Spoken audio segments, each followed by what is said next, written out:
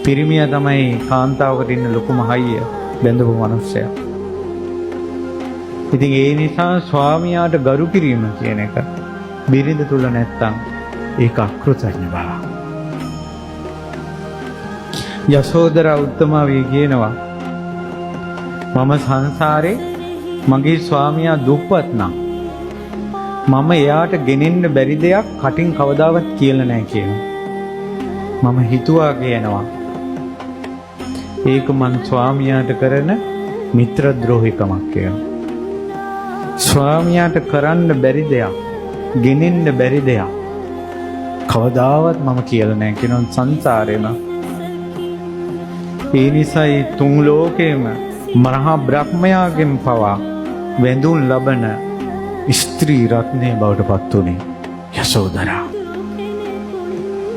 කෘතඥ බව. ඒ නිසා එකිනෙකාට කෙලෙහි ගුණ දක්වන්න.